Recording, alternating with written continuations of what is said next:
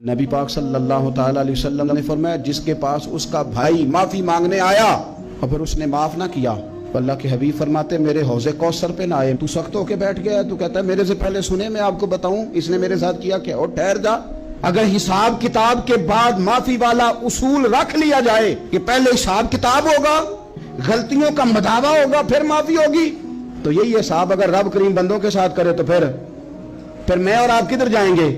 तो इस सादी बात पे आ जाओ ना, तो दो जुमलों में हुजूर ने समझाई है।